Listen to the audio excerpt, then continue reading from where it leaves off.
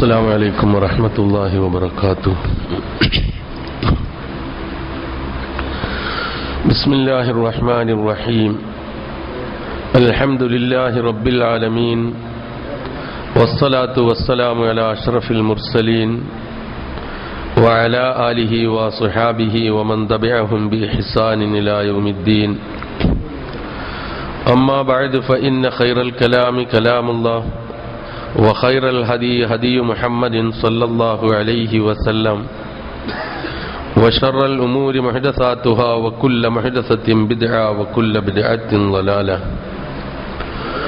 أعوذ بالله من الشيطان الرجيم. بسم الله الرحمن الرحيم.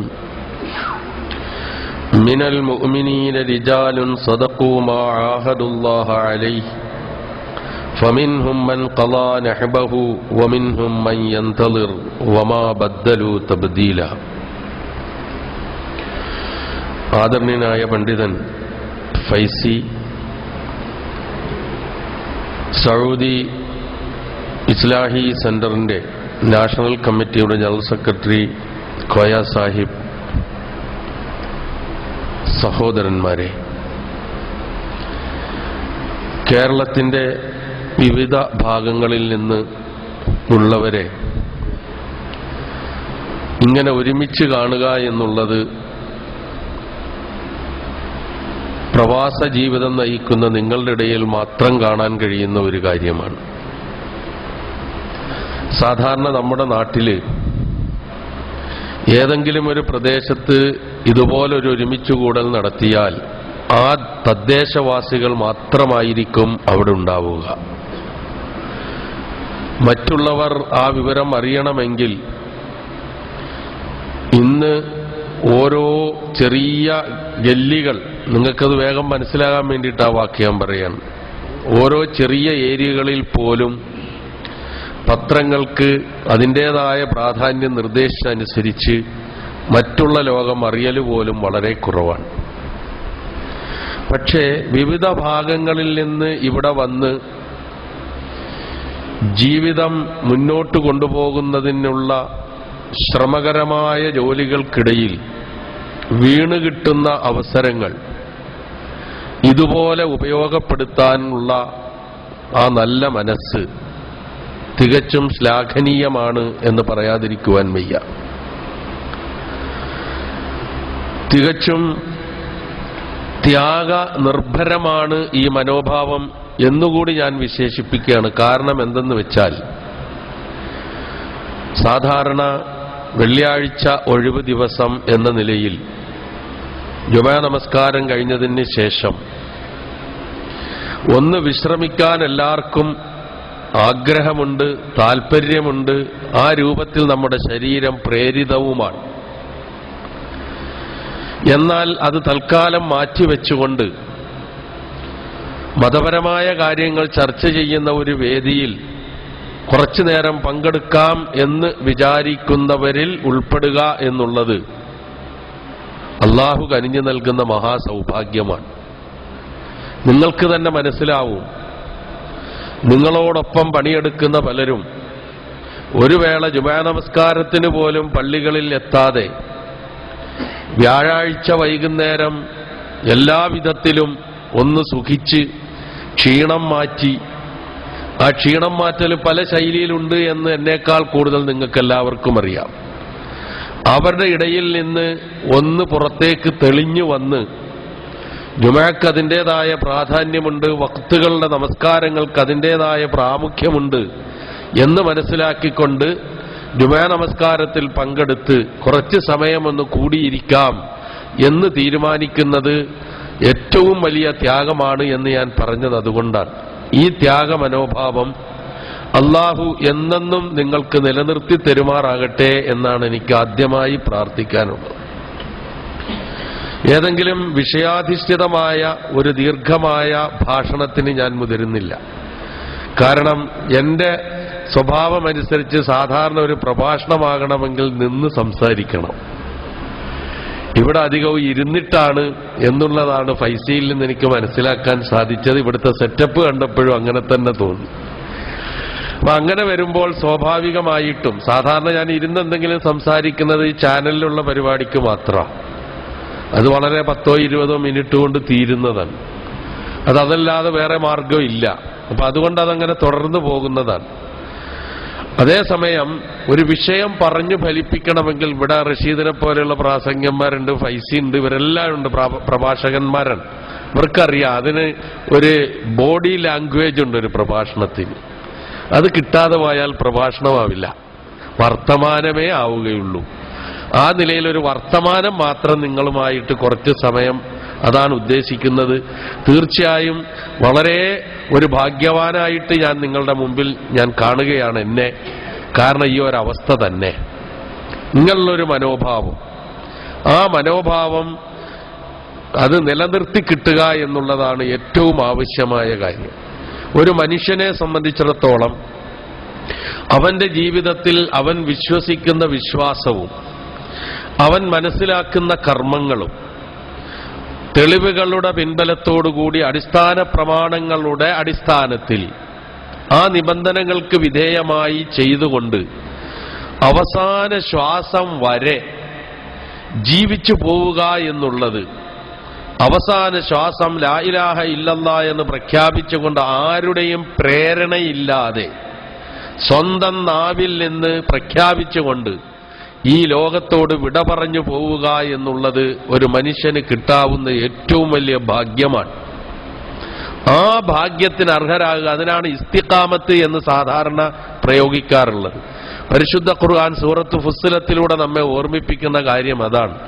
ഇന്നല്ലദീന ഖാലൂ റബ്ബുനല്ലാഹു സുമ്മസ്തഖാമു, അല്ലാഹുവാണ് ഞങ്ങളുടെ രക്ഷിതാവ് എന്ന് പ്രഖ്യാപിക്കുകയും എന്നിട്ട് നേരെ ചൊവ്വേ നിലക്കൊള്ളുകയും ചെയ്യുന്നവർ, എങ്ങോട്ടും വ്യതിചലിക്കാതെ, വിശ്വാസരംഗത്ത് പാളിപ്പോകാതെ, കർമ്മരംഗത്ത് തെറ്റിപ്പോകാതെ, ലക്ഷ്യപ്രാപ്തി കൈവരിക്കുന്നതിൽ വീണുപോകാതെ ആ നിലയിൽ ജീവിച്ചു പോകാൻ കഴിയുക എന്നുള്ളതാണ് ഇസ്തിഖാമത്ത് കൊണ്ടുള്ള ഉദ്ദേശം.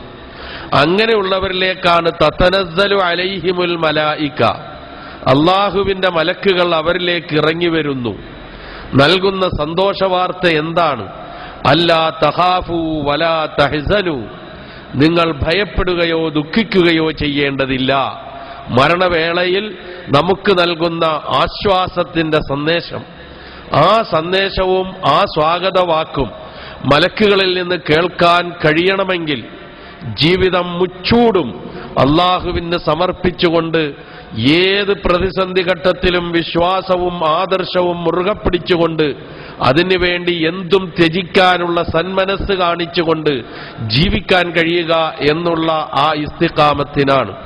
അതുകൊണ്ടാണ് നബി സല്ലല്ലാഹു അലൈഹി വസല്ലമയോട് വിജയത്തിന്റെ മാർഗം എന്താണ് എന്ന് ആരാഞ്ഞപ്പോൾ, ഏത് രൂപത്തിലാണ് മുന്നോട്ട് പോകേണ്ടത് എന്ന് ചോദിച്ചപ്പോൾ നബി തിരുമേനി സല്ലല്ലാഹു അലൈഹി വസല്ലമ പറഞ്ഞത്, അല്ലാഹുവാണ് എന്റെ റബ്ബ് എന്ന് നീ പ്രഖ്യാപിക്കുകയും സുമ്മസ്തഖീം, പിന്നെ നീ നേരെ ചൊവ്വേ നിലക്കൊള്ളുകയും ചെയ്യുക എന്ന് നബി തിരുമേനി സല്ലല്ലാഹു അലൈഹി വസല്ലമ ഉണർത്തിയത്. ആ നേരെ ചൊവ്വേ നിലക്കൊള്ളുക എന്നുള്ളതിൽ നിന്ന് നമ്മളെ അകറ്റിക്കൊണ്ടുപോകുന്നതിന് പൈശാചികമായ ദുഷ്പ്രേരണകൾ പലപ്പോഴും കാരണമാകാറുണ്ട് എന്നുള്ളത് നാം മറക്കരുത്.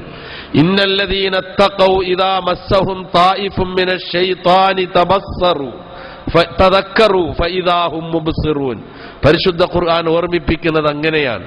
അഥവാ സൂക്ഷ്മതയോടുകൂടി ഈ പറഞ്ഞ ബോധത്തോടുകൂടി ജീവിതത്തെ നിലനിർത്തിക്കൊണ്ടു പോകുന്നവർ, അവർ പൈശാചികമായ എന്തെങ്കിലും പ്രേരണകളിലേക്ക് വശംവദരാക്കപ്പെടുന്ന സന്ദർഭത്തിൽ അവരുടെ മനസ്സിലേക്ക് കടന്നു വരുന്നത് അള്ളാഹുവിനെ കുറിച്ചുള്ള ഓർമ്മയാണ്. അവർ ഉത്ബുദ്ധരായി മാറുകയാണ്. അപ്പോഴേക്കും അവർ ഉൾക്കാഴ്ചയുള്ളവരായി തെറ്റുകളിൽ നിന്ന് മാറി നിൽക്കും. സഹോദരന്മാരെ, പ്രവാസികളായി ജീവിക്കുന്ന നിങ്ങൾ പല ആളുകളുമായി ഇടപഴകുന്നവരാണ്. അവരിൽ പല സ്വഭാവക്കാരുണ്ട്, പല തരക്കാരുണ്ട്. ഒരു വേള നമ്മുടെ നാമമുള്ള ആൾക്കാരിൽ പോലും അത്തരം ആളുകളുടെ ഇടയിലായിരിക്കാം നിങ്ങൾ ജീവിക്കുന്നത്. അല്ലെങ്കിൽ വിശ്വാസമോ പരലോക ചിന്തയോ അള്ളാഹുവിനെ കുറിച്ചുള്ള ബോധമോ അങ്ങനെയുള്ള കാഴ്ചപ്പാടോ ഒന്നുമില്ലാതെ ഏതോ കാലമായി ഏതിന്റെയൊക്കെ പിന്നാലെ പരക്കം പാഞ്ഞുകൊണ്ടിരിക്കുന്നതിനെ അന്ധമായി അനുധാവനം ചെയ്തുകൊണ്ട് ആ നിലയിൽ ജീവിക്കുന്നവരുണ്ടാകാം. അവരുടെ ഇടയിൽ ജീവിക്കുമ്പോൾ പോലും ഞാനൊരു വിശ്വാസിയാണ് എന്ന ബോധത്തോടുകൂടി എഴുന്നേറ്റ് നിൽക്കാൻ എപ്പോൾ കഴിയുന്നുവോ അപ്പോഴാണ് നമ്മുടെ ഉത്തരവാദിത്വം ഭംഗിയായി നിറവേറ്റപ്പെടുക എന്നുള്ളത് നാം ഓർക്കുക. ഒരിക്കലും കൂടക്കൂടികളായി നാം മാറരുത്. ആരുടെയും ഒപ്പം നിലക്കൊണ്ട് ജനങ്ങളൊക്കെ തെറ്റ് ചെയ്യുമ്പോൾ തെറ്റ് ചെയ്തും ജനങ്ങളൊക്കെ നല്ലത് ചെയ്യുമ്പോൾ നല്ലത് ചെയ്തും ജീവിക്കുന്ന ഒരു മനോഭാവത്തിലേക്ക് ഒരു വിശ്വാസി ഒരിക്കലും എത്തിപ്പെട്ടുകൂടാ. അതിനെക്കുറിച്ചാണ് നബി സല്ലല്ലാഹു അലൈഹി വസല്ലമ ഓർമ്മിപ്പിച്ചത്. ലാ തകൂനു ഇമ്മഅ, നിങ്ങൾ ഒരിക്കലും ഇമ്മഅത്തീങ്ങളാകരുത്. ആരാണ് ഇമ്മഅത്ത്? ഇമ്മഅത്ത് എന്ന വാക്കിന് സാധാരണ മലയാള ഭാഷാന്തരം കൂടക്കൂടി എന്ന് വേണമെങ്കിൽ നമുക്ക് അർത്ഥം പറയാവുന്നതാണ്. പ്രവാചക തിരുമേനി സല്ലല്ലാഹു അലൈഹി വസല്ലമ അതിന് വിശദീകരണം നൽകുന്നു. തഖൂലൂന ഇൻ അഹ്സനന്നാസു അഹ്സന്നാ വഇൻ അസാഉ വസഅനാ. ഇതാണ് അവരുടെ സ്വഭാവം. ജനങ്ങളൊക്കെ നല്ലത് ചെയ്താൽ ആ നന്മയുടെ ഒപ്പം നിന്നു കൊടുക്കും. ജനങ്ങൾ തെറ്റിലേക്കും മോശമായ കാര്യങ്ങളിലേക്കും പോവുകയാണ് എങ്കിൽ ഒപ്പം ഞാനും നിന്നു കൊടുക്കും എന്ന മനോഭാവം ഒരിക്കലും ഉണ്ടാകാവതല്ല. വലാകിൻ വത്തിനു അൻഫുസക്കും, നിങ്ങൾക്കൊരു നിശ്ചയദാർഢ്യത നിങ്ങൾക്കുണ്ടാകേണ്ടതുണ്ട്. നിങ്ങൾക്കൊരു അവബോധം നിങ്ങൾക്കുണ്ടാകേണ്ടതുണ്ട്. എന്താണ് അവബോധം? നന്മയുടെ ഒപ്പം നിൽക്കുക.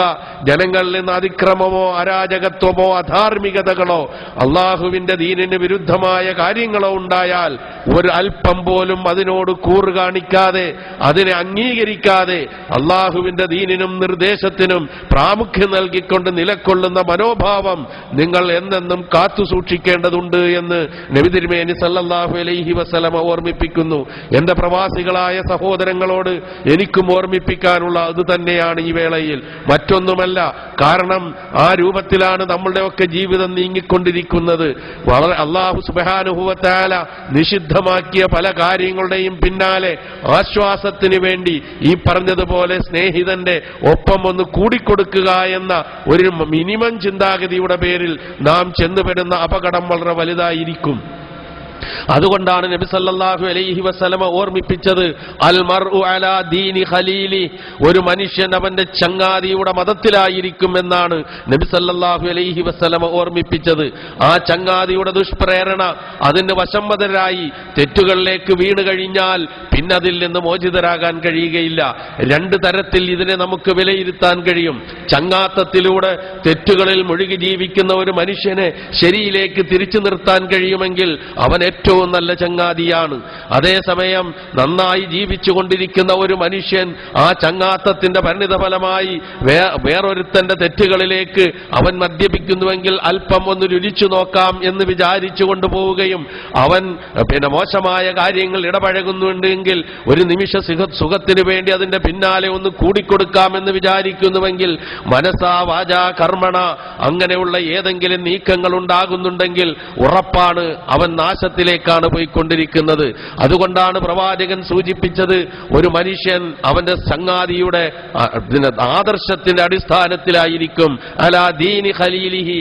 അതുകൊണ്ട് ആരോട് ചങ്ങാത്തം കൂടുന്നു എന്ന് ഓരോരുത്തരും ശ്രദ്ധിക്കുക എന്ന് നബി സല്ലല്ലാഹു അലൈഹി വസല്ലമ ഓർമ്മിപ്പിച്ചതിന്റെ ആശയം അതാണ്. അപ്പോൾ ജീവിതവുമായി മല്ലിട്ടുകൊണ്ട് ഓരോന്നിന്റെ ഇടയിൽ നമ്മൾ കഴിഞ്ഞുകൂടുമ്പോൾ ഒരിക്കലും നമ്മളുടെ ആദർശം അടിയറ വെക്കുന്ന, നമ്മുടെ വിശ്വാസത്തെ കളഞ്ഞു കുളിക്കുന്ന, നമ്മുടെ സദാചാര നിഷ്ഠയെ അകറ്റി നിർത്തുന്ന, നമ്മളുടെ ധാർമ്മിക ബോധത്തെ തല്ലിക്കെടുത്തുന്ന ഒന്നിലേക്കും നമ്മൾ ചെന്നുപെടാതിരിക്കുക എന്നുള്ളതാണ് ഏറ്റവും കൂടുതൽ നാം ശ്രദ്ധിക്കേണ്ടത്. അതിന് നമുക്ക് പ്രേരകമായി തീരേണ്ടത് അള്ളാഹുവിനെ കുറിച്ചുള്ള ബോധവും പരലോക ചിന്തയുമാണ് എന്ന് നിങ്ങളെ ഞാൻ പറഞ്ഞറിയിക്കേണ്ട കാര്യമില്ല. ഇവിടെ ഇന്ന കാര്യങ്ങൾ ചെയ്യരുത്, ചെയ്യാൻ പാടില്ല എന്നുള്ളത് ഇവിടുത്തെ നിയമമാണ്, ഭരണകൂടത്തിന്റെ നിയമമാണ്. ഇന്ത്യ രാജ്യത്ത് ജീവിക്കുന്ന നമ്മളുടെ ജന്മനാട് എന്നുള്ള നിലയിൽ അവിടെയും ചില നിയമങ്ങളുണ്ട്. ആ നിയമങ്ങൾ ലംഘിക്കപ്പെട്ടാൽ പിടികൂടപ്പെടുന്നു, വിചാരണയ്ക്ക് വിധേയമാക്കപ്പെടുന്നു, ശിക്ഷിക്കപ്പെടുന്നു. സഹോദരങ്ങളെ, കഴിഞ്ഞ ദിവസം ഞാൻ ബുറൈദയിൽ സൂചിപ്പിച്ച ആ വാചകം ഒന്നുകൂടി ആവർത്തിക്കുകയാണ് ഞാനിവിടെ. കാരണം എന്തെന്ന് വെച്ചാൽ, നാം നമ്മുടെ നാട്ടിൽ നിന്ന് ഇങ്ങോട്ട് കയറുമ്പോൾ നമ്മുടെ കയ്യിൽ ഒരു പാസ്പോർട്ട് ഉണ്ടായിരുന്നു, അതോടൊപ്പം തന്നെ ഒരു വിസയും ഉണ്ടായിരുന്നു. ആ വിസയുടെ കാലാവധി കഴിഞ്ഞാൽ നാം ഇവിടെ നിന്ന് തിരിച്ചു കയറേണ്ടവരാണ്, അല്ലെങ്കിൽ വിസ പുതുക്കേണ്ടി വരും, എന്നിട്ട് മറ്റ് ജോലി അന്വേഷിക്കേണ്ടി വരും. ഈ രൂപത്തിലൊരു പാസ്പോർട്ടുമായി നാം ഇങ്ങോട്ട് കയറുമ്പോൾ നമ്മുടെ കൈകൾ ശൂന്യമായിരുന്നു, ഒന്നും തന്നെ ഉണ്ടായിരുന്നില്ല നമ്മുടെ കയ്യിൽ. വിശ്വാസപരമായി പലതും നമ്മിൽ നിന്ന് ശൂന്യമായിരുന്നു, പല കാര്യങ്ങളും സാമ്പത്തികമായും ശൂന്യമായിരുന്നു. പക്ഷേ ഇവിടെ എത്തിക്കഴിഞ്ഞപ്പോൾ എന്തൊക്കെയോ, ചെറുതാകട്ടെ വലുതാകട്ടെ, അല്പമാകട്ടെ അധികമാകട്ടെ, എന്തൊക്കെയോ നമ്മുടെ കൈകളിലേക്ക് വരാൻ തുടങ്ങിക്കഴിഞ്ഞപ്പോൾ നാം ചവിട്ടിക്കഴിഞ്ഞുപോയ, നാം ഇട്ടുപോയ കാലഘട്ടത്തെക്കുറിച്ച് വിസ്മൃതിയിലാവുകയും ഇവിടെ എങ്ങനെങ്കിലും സുഖിച്ചുകൊണ്ട് അള്ളാഹുവിന്റെ കൽപ്പനകൾ ധിക്കരിച്ചുകൊണ്ട് തന്നെയാകട്ടെ ജീവിക്കുന്നതിന് യാതൊരു പ്രയാസവുമില്ല എന്നുള്ള നിലയിലേക്ക്. കാരണം എന്റെ കുടുംബങ്ങൾ അറിയുന്നില്ല ഞാൻ ഇവിടെ എങ്ങനെയാണ് ജീവിക്കുന്നത്, എന്റെ നാട്ടുകാരറിയുന്നില്ല ഞാൻ എങ്ങനെയാണ് ഇവിടെ ജീവിക്കുന്നത്. വല്ലപ്പോഴും തുട്ടുകൾ അവിടെ അയച്ചു കൊടുക്കുകയോ, ആരെങ്കിലും പോകുമ്പോൾ എന്തെങ്കിലും കൊടുത്തുവിടുകയോ, അതല്ലെങ്കിൽ സന്ദർഭം കിട്ടുമ്പോൾ ഒരു ഫോൺ കോളിലൂടെ കാര്യങ്ങൾ നിലനിർത്തുകയോ ചെയ്തുകൊണ്ട് പോകുന്ന ഒരവസ്ഥാവിശേഷമാണ് എങ്കിൽ രണ്ട് കാര്യങ്ങൾ നാം ശ്രദ്ധിക്കേണ്ടതുണ്ട്. ഒന്ന്, ഇങ്ങോട്ട് കടന്നു വന്നതിന് ശേഷം അള്ളാഹു നൽകിയ അനുഗ്രഹം. എപ്പോഴും അള്ളാഹുവിന് അനുഗ്രഹം എന്ന് പറയുമ്പോൾ ഇവിടുത്തെ വലിയ വലിയ ആളുകൾ, സമ്പന്നന്മാർ അവരുടെ മണിമേടകളിൽ ആഘോഷിച്ച് അല്ലെങ്കിൽ സുഖിച്ച് ജീവിക്കുന്നത് പോലെ ജീവിക്കലാണ് അനുഗ്രഹം എന്ന് നാം വിചാരിക്കുന്നുവെങ്കിൽ നമുക്ക് തെറ്റുപറ്റി. അള്ളാഹുവിന്റെ റസൂലിന്റെ ഒരു നിർദ്ദേശമുണ്ട്, ഉൻദുറൂ ഇലാ മൻ ഹുവ അസ്ഫല മിൻകും വലാ തൻദുറൂ ഇലാ മൻ ഹുവ ഫൗഖക്കും ഫഹുവ അജ്ദറു അല്ലാ തസ്ദറൂ നിഅമത്തല്ലാഹി അലൈക്കും. നിങ്ങൾ നിങ്ങളെക്കാൾ താഴെയുള്ളവരിലേക്ക് നോക്കുക, ഒരിക്കലും നിങ്ങൾ നിങ്ങളെക്കാൾ മീതെയുള്ളവരിലേക്ക് നിങ്ങൾ നോക്കരുത്. ഫഹുവ അജ്ദറു അല്ലാ തസ്ദറൂ നിഅമത്തല്ലാഹി അലൈക്കും. അള്ളാഹു നിങ്ങൾക്ക് കനിഞ്ഞു നൽകിയ അനുഗ്രഹങ്ങളെ നിസ്സാരമായി കാണാതിരിക്കാൻ ഏറ്റവും അവകാശപ്പെട്ട ഒരു സ്വഭാവമാണ് അള്ളാഹുവിന്റെ റസൂൽ ഇവിടെ പഠിപ്പിക്കുന്നത്. 1000 റിയാല് ശമ്പളം ലഭിക്കുന്ന ഒരു മനുഷ്യൻ നോക്കേണ്ടത് 20,000 റിയാല് ശമ്പളം കിട്ടുന്നവരിലേക്കല്ല. അതുപോലെ തന്നെ ഏറ്റവും ചെറിയ ഒരു വാഹനത്തിൽ സഞ്ചരിക്കുവാൻ ഭാഗ്യം സിദ്ധിച്ചവൻ നോക്കേണ്ടത് ഏറ്റവും വിലപിടിപ്പുള്ള വാഹനങ്ങൾ സഞ്ചരിക്കുന്നവരിലേക്ക് നോക്കിയിട്ടല്ല. 1000 റിയാല് ശമ്പളമുള്ളവൻ നോക്കേണ്ടത് 100 റിയാല് 300 റിയാല് 400 റിയാല് ശമ്പളമുള്ളവരിലേക്കാണ്. അവന്റെ വേഷവിധാനങ്ങളിലേക്ക്, അവന്റെ കഷ്ടപ്പാടിലേക്ക്, അവന്റെ ദുരിതങ്ങളിലേക്ക്, അവന്റെ പ്രയാസങ്ങളിലേക്ക് ഒന്ന് ആഴ്ന്നിറങ്ങിക്കഴിഞ്ഞാൽ നമുക്ക് കിട്ടിയ അനുഗ്രഹത്തിന്റെ വലുപ്പം നമുക്ക് മനസ്സിലാക്കാൻ കഴിയും. ആരോഗ്യത്തെക്കുറിച്ച് ചിന്തിക്കുന്നില്ല പലപ്പോഴും നമ്മൾ. ആരോഗ്യം പലപ്പോഴും നാം വിയർപ്പ് തുള്ളികളാക്കി മാറ്റുകയാണ്. പക്ഷേ ആ ആരോഗ്യം ഇല്ലാതാകുന്ന സന്ദർഭത്തിലാണ് ആരോഗ്യത്തിന്റെ വില നമ്മൾ മനസ്സിലാക്കുക. നബി തിരുമേനി സല്ലല്ലാഹു അലൈഹി വസല്ലമ ഓർമ്മിപ്പിച്ചുവല്ലോ, നിഅമത്താനി മഗ്ബൂനുൻ ഫീഹിമാ കസീറും മിനന്നാസ്. അധികം ആളുകളും തൊലച്ചു കളയുന്ന രണ്ട് അനുഗ്രഹങ്ങളുണ്ട്. അതിൽ ഒന്ന് സിഹ, ആരോഗ്യമാണ്, വൽ ഫറാഗ്, മറ്റൊന്ന് ഒഴിവ് സമയവുമാണ്. ചിന്തിക്കേണ്ടതാണ് നിങ്ങൾ, ഒഴിവ് സമയം എന്തിനു വിനിയോഗിച്ചു എന്ന് ചോദിക്കപ്പെടുന്നത്. ഇന്ന് ഈ പള്ളിയിൽ നടന്ന ഖുത്ബയിൽ ഏറ്റവും പ്രധാനമായി സൂചിപ്പിച്ച ഒരു ഹദീസുണ്ട്. രണ്ടാമത്തെ ഖുത്ബയിൽ അല്പം വൈകിയാണ് ഞങ്ങൾ എത്തിയത്. ആ രണ്ടാമത്തെ ഖുത്ബയിൽ അദ്ദേഹം സൂചിപ്പിച്ചത്, ഒന്നാമത്തെ ഖുത്ബയുടെ അവസാനത്തിൽ സൂചിപ്പിച്ചത്, ഒരു മനുഷ്യൻ അള്ളാഹുവിന്റെ മുമ്പിൽ വെച്ച കാൽപാദങ്ങൾ ചില ചോദ്യങ്ങൾക്ക് മറുപടി പറയാതെ നീക്കാൻ പറ്റുകയില്ല. സാധാരണ നാം കേൾക്കുന്ന കാര്യങ്ങളാണ്.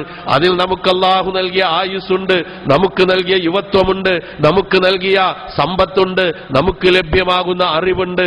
ഈ കാര്യങ്ങൾക്ക് വ്യക്തമായ മറുപടി പറയാതെ അള്ളാഹുവിന്റെ മുമ്പിൽ വെച്ച കാൽപാദങ്ങൾ അനക്കാൻ കഴിയില്ല എന്ന് ദൃഢമായി വിശ്വസിക്കുന്ന ഒരു വിശ്വാസിയെ സംബന്ധിച്ചിടത്തോളം അവന്റെ സമയം, അവന്റെ ആരോഗ്യം, അവന്റെ ഒഴിവ് സമയം, അവന് കിട്ടുന്ന അറിവ്, അവന് നേടാൻ കഴിയുന്ന സമ്പത്ത്, ഇതൊക്കെ എന്താണ്, എങ്ങനെയാണ്, ഏത് രൂപത്തിലാണ് എന്നുള്ള വ്യക്തമായ കാഴ്ചപ്പാട് അവൻ ഉണ്ടാകും എന്നാണ് ആ പഠിപ്പിക്കുന്നതിന്റെ അർത്ഥം.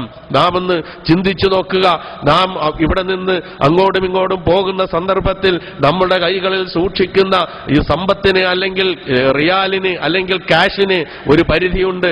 ഞങ്ങളൊക്കെ സാധാരണ വിസിറ്റിങ്ങിന് വരുമ്പോൾ ഞങ്ങൾ വളരെയധികം ശ്രദ്ധിച്ചു വരുന്ന ഒരു കാര്യമാണ്, മറിച്ച് അതിൽ കൂടുതൽ ഉണ്ടായാൽ അല്ലെങ്കിൽ ആവശ്യത്തിലധികം നമ്മുടെ കയ്യിൽ കണ്ടാൽ ഇതെവിടെ നിന്നുണ്ടായി ഉണ്ടായി എന്ന് ഇവിടുത്തെ ഭരണാധികാരികൾ ചോദ്യം ചെയ്യപ്പെടുന്നു, അല്ലെങ്കിൽ ഉത്തരവാദപ്പെട്ടവർ അന്വേഷിക്കുന്ന അവസ്ഥ നിങ്ങൾക്കെല്ലാവർക്കും അറിയാവുന്ന കാര്യമാണ്. അതുപോലെ ഇന്ന കാര്യം കൊണ്ടുവരാൻ പാടില്ല, ഇന്നതേ കൊണ്ടുവരാൻ പാടുള്ളൂ, ഇന്നതേ കൈവശം വെക്കാൻ പാടുള്ളൂ, അതിനപ്പുറമായാൽ അതല്ലെങ്കിൽ പാടില്ല എന്ന് പറഞ്ഞത് കൈകളിലുണ്ടായാൽ വിശദീകരണം നൽകേണ്ടി വരികയോ ചിലപ്പോൾ നേരെ ജയിലറകളിലേക്ക് തന്നെ പോകേണ്ടി വരികയോ ചെയ്യും എന്നതിനെ ഭയപ്പെട്ടുകൊണ്ട് എത്ര സൂക്ഷിച്ചാണ് നാം യാത്ര ചെയ്യുന്നത് എന്ന് നിങ്ങൾ ആലോചിച്ചു നോക്കുക. അങ്ങനെ ഒരു പ്രവാസ ജീവിതം നാം നമ്മുടെ നാട്ടിൽ നിന്ന് ഇവിടെ വന്ന് നയിക്കുമ്പോൾ, യാത്ര തുടങ്ങുമ്പോൾ തന്നെ ശ്രദ്ധിക്കുന്ന കാര്യങ്ങൾ, നാം ഈ ലോകത്തേക്കാകെ എത്തിയിരിക്കുന്നത് പ്രവാസികളായിട്ടാണ് എന്നുള്ളത് മറന്നുപോകുമ്പോൾ നമുക്ക് പലതും നഷ്ടപ്പെടുന്നു എന്നാണ് മനസ്സിലാക്കേണ്ടത്. നബി തിരുമേനി സല്ലല്ലാഹു അലൈഹി വസല്ലമ പഠിപ്പിച്ചില്ലേ, ഈ ദുനിയാവിൽ വന്ന് ജീവിക്കുന്ന മുഴുവൻ മനുഷ്യരും പ്രവാസികളാണ്. ആ പ്രവാസ ജീവിതത്തിനിടയിൽ അവർക്ക് നേടേണ്ടത് നേടാനും ആർജിക്കേണ്ടത് ആർജിക്കാനും ഒക്കെയുള്ള ഒരവസരമായിട്ടാണ് ഈ ലോകത്ത് നിശ്ചയിച്ചു തന്നിരിക്കുന്നത്. നാം ഒന്ന് ആലോചിച്ചു നോക്കുക. പ്രവാചക തിരുമേനി സല്ലല്ലാഹു അലൈഹി വസല്ലമയുടെ വചനം, കുൻ ഫിദ്ദുനിയാ കഅന്നക ഗരീബ് ഔ ആബിറു സബീൽ, നീ ഈ ലോകത്ത് ഒരു യാത്രക്കാരനെ പോലെ ആവുക, അല്ലെങ്കിൽ ഒരു വിദേശിയെ പോലെ ആവുക. എനിക്കൊരു മാസത്തെ 30 ദിവസത്തെ വിസയാണ് ഈ വിസിറ്റിംഗ് വേളയിൽ എനിക്ക് അനുവദിച്ചു തന്നിട്ടുള്ളത്. ഇനി എനിക്കിവിടെ നിൽക്കണമെങ്കിൽ ആ വിസ പുതുക്കണം, ഡേറ്റുകൾ വർദ്ധിപ്പിക്കണം, ആ നിലയിലുള്ള ശ്രമങ്ങൾ നടത്തണം, അതിനുള്ള തുക കെട്ടണം, അതല്ലാതെ രക്ഷയില്ല. ആ സമയം കഴിഞ്ഞാൽ അതിന്റെ തലേ ദിവസം ഇവിടെ നിന്ന് കയറിയില്ലെങ്കിൽ പിന്നെ കിട്ടാൻ പോകുന്നത് എന്താണ് എന്ന് ഞാൻ പറയാതെ നിങ്ങൾക്കെല്ലാവർക്കും അറിയാം. പക്ഷേ ഒരു വ്യത്യാസം മാത്രം ഇത് തമ്മിൽ, ഇവിടെ നമുക്ക് 10 ദിവസവും കൂടി നിൽക്കണമെങ്കിൽ നിൽക്കാൻ വേണ്ടിയിട്ടുള്ള ശ്രമങ്ങൾ നടത്താനുള്ള ഒരു അവസരമുണ്ട്. പക്ഷേ നാം ഇവിടെ അള്ളാഹു ഇങ്ങോട്ട് ഈ ദുനിയാവാകുന്ന ലോകത്തേക്ക് പ്രവാസികളായി നമ്മളെ പറഞ്ഞു വിടുമ്പോൾ അള്ളാഹു സുബ്ഹാനഹു വ തആല നമുക്കൊരു സമയം നിശ്ചയിച്ചിട്ടുണ്ട്. ആ സമയം എത്തിക്കഴിഞ്ഞാൽ ആ വിസ പിന്നെ പുതുക്കാൻ കഴിയില്ല. എന്ത് രൂപത്തിൽ ആര് ശ്രമിച്ചാലും ആ വിസ പുതുക്കപ്പെടുകയില്ല. ആ നിശ്ചിത സമയം, അതിനാണ് മരണം എന്ന് പറയുന്നത്. ആ മരണത്തെ മുന്നിൽ കണ്ടുകൊണ്ട് ആ പ്രവാസ ജീവിതം അള്ളാഹുവിന് ഇഷ്ടപ്പെട്ട രൂപത്തിൽ ആക്കി തീർക്കുവാനുള്ള ശ്രമം നടത്തുന്നവനാണ് വിജയി എന്ന് നാം മനസ്സിലാക്കുക. നബി തിരുമേനി സല്ലല്ലാഹു അലൈഹി വസല്ലമ ഓർമ്മിപ്പിച്ചുവല്ലോ, അൽ കയ്യിസു മൻ ദാന നഫ്സഹു വഅമില ലിമാ ബഅദൽ മൗത്ത്. ആരാണ് ബുദ്ധിമാൻ? നമ്മിൽ പലരും ബുദ്ധിമാൻ ആരാണ് എന്ന് ചിന്തിക്കുന്നുണ്ടാകും. എങ്ങനെയൊക്കെ റിയാലുകൾ കൈവശപ്പെടുത്താം, അത് അള്ളാഹു നിഷിദ്ധമാക്കിയ രൂപത്തിലൂടെയാണ് എങ്കിൽ, അത് വട്ടിപ്പലിശയ്ക്ക് കൊടുത്തുകൊണ്ടാണ് എങ്കിൽ, അതുമായി ബന്ധപ്പെട്ട കാര്യങ്ങളിൽ മുഴുകിക്കൊണ്ടാണ് എങ്കിൽ അത് കൊടുക്കുന്നതിനും കരസ്ഥമാക്കുന്നതിനും ഒരു വിരോധവുമില്ല എന്ന് ചിന്തിക്കുന്നവരാണ്. നാം മനസ്സിലാക്കേണ്ട കാര്യം, മരണാനന്തര വേളയിൽ അള്ളാഹുവിന്റെ മുമ്പിൽ ചോദ്യം ചെയ്യപ്പെടുന്ന ഒരു രംഗം, വഅൻ മാലിഹി മിൻ ഐന ഇക്തസബഹു വഫീമ അൻഫഖ ഫീ, എവിടെ നിന്നാണ് ഈ സമ്പത്ത് ഉണ്ടാക്കിയത്, എവിടെ നിന്നാണ് ഇത് ആർജിച്ചത്, എന്തിനാണ് അത് ചെലവഴിച്ചത്?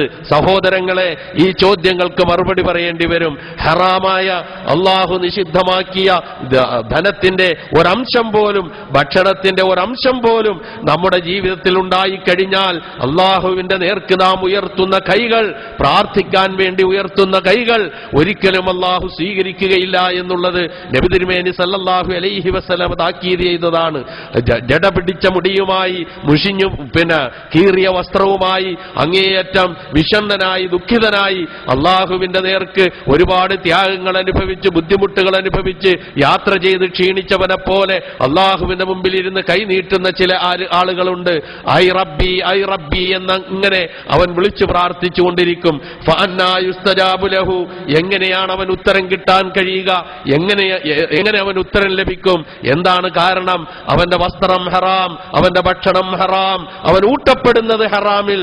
എങ്ങനെയാണ് അവൻ അള്ളാഹുവിൽ നിന്ന് ഉത്തരം ലഭിക്കുക എന്ന് നബി തിരുമേനി സല്ലല്ലാഹു അലൈഹി വസല്ലമ ചോദിച്ച ചോദ്യം നമ്മുടെ ജീവിതത്തിന്റെ ഓരോ കണികയും എത്ര കണിശമായിരിക്കണമെന്നതിനുള്ള വ്യക്തമായ നിർദ്ദേശമാണ്.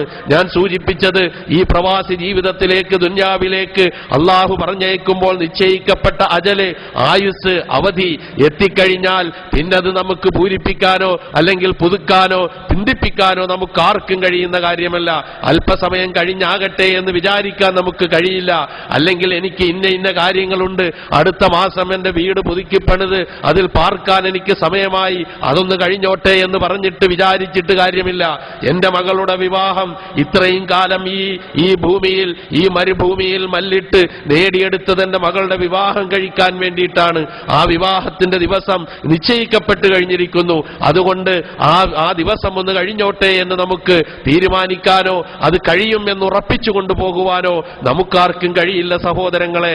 അങ്ങനെയുള്ള ഒരവസ്ഥയാണ്, ഒരു ഗ്യാരണ്ടിയും നമുക്ക് ഈ ലോകത്തില്ലാത്ത അവസ്ഥയാണ്.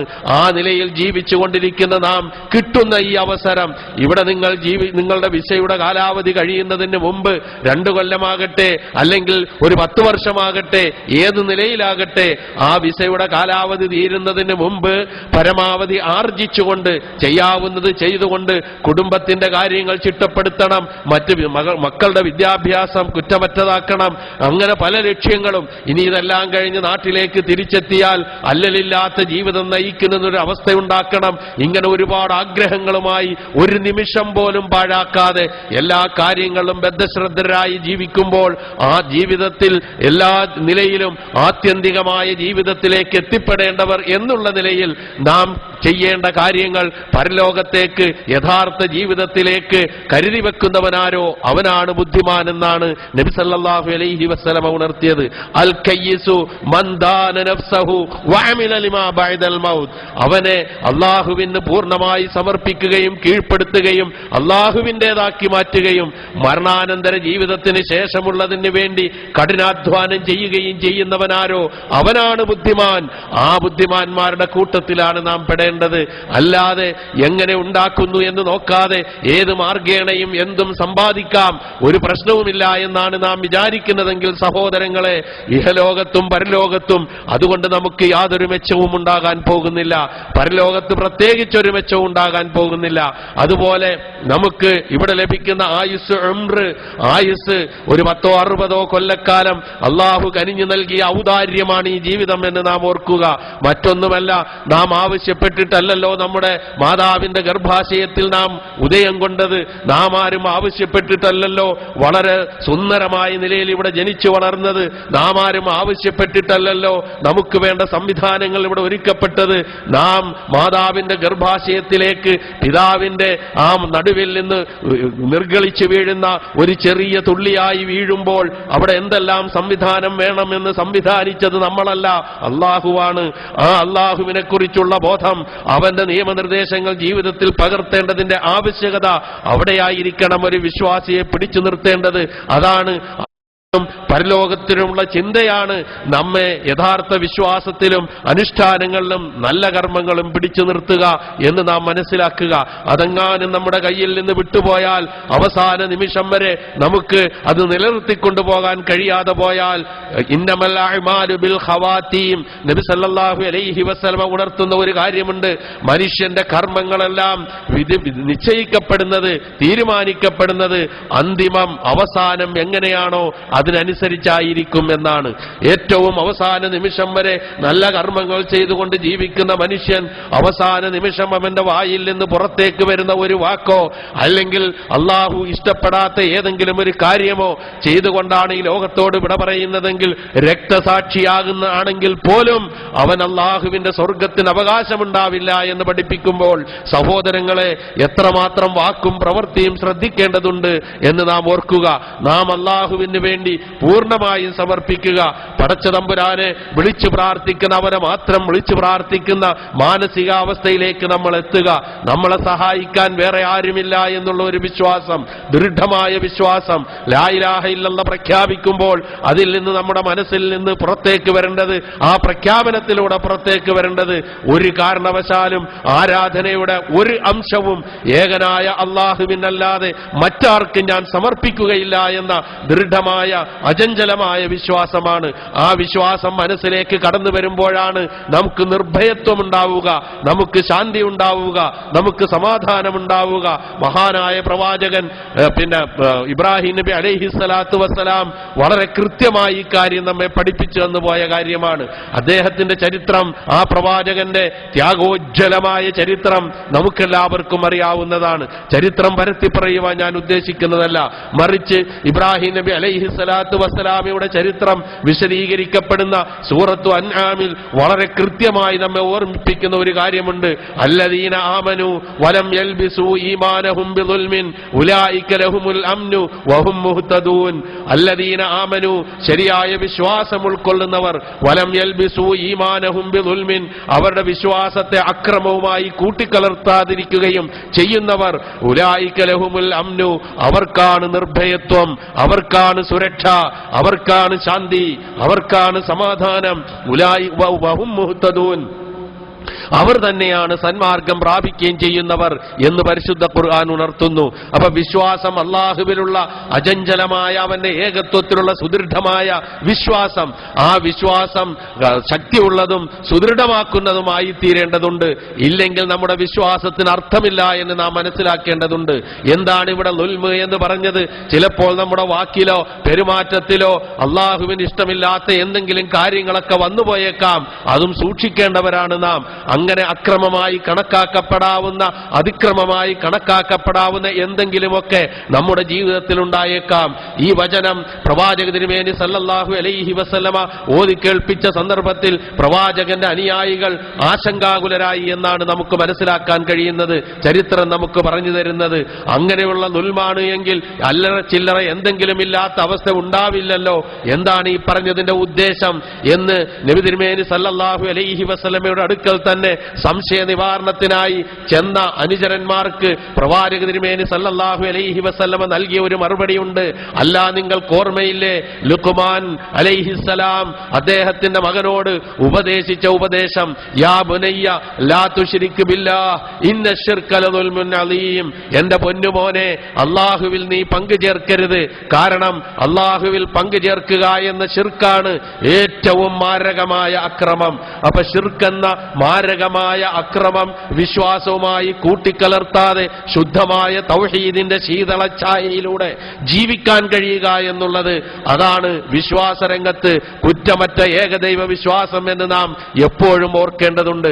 കാരണം എന്തെന്ന് വെച്ചാൽ മനുഷ്യ മനസ്സിൽ അടിഞ്ഞുകൂടുന്ന അന്ധവിശ്വാസങ്ങൾ പലപ്പോഴും അവസരം കിട്ടുമ്പോൾ ഒരു സർപ്പത്തെ പോലെ പുറത്തേക്ക് ചാടുകയും ആ സർപ്പം നമ്മളെ കൊത്തുകയും ചെയ്യുന്ന, നമ്മുടെ വിശ്വാസത്തെ മലിനമാക്കുകയും ചെയ്യുന്ന അവസ്ഥ ധാരാളമായിട്ടുണ്ട്.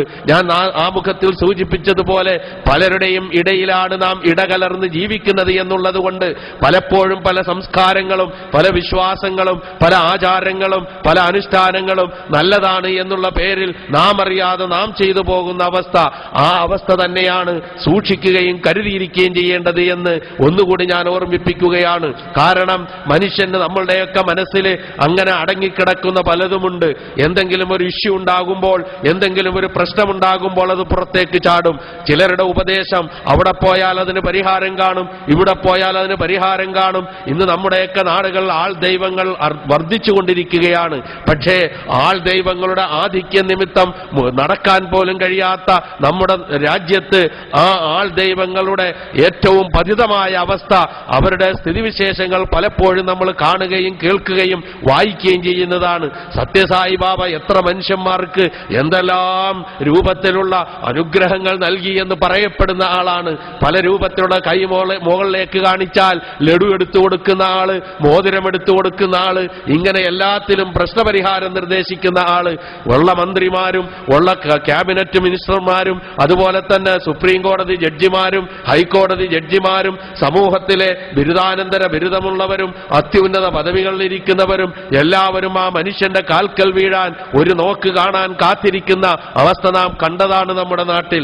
ആ മനുഷ്യൻ മരണപ്പെട്ടിട്ട് 2 ദിവസം പുറത്തറിയിക്കാതെ ഒരു സാധനത്തെ പോലെ ഇങ്ങനെ ഇരുത്തിയിട്ട് അവസാനം ആ ശരീരമെങ്കിലും ചലനമറ്റ ശരീരമെങ്കിലും ഒന്ന് കാണാൻ വേണ്ടി കാത്തുനിന്ന മനുഷ്യന്മാരുടെ മുമ്പിലേക്ക് എത്രയോ ആളുകൾ പൊക്കിയെടുത്താണ് കൊണ്ടുവന്ന് ഇരുത്തിയത് എന്ന് മാത്രം നാം ചിന്തിച്ചു നോക്കുക.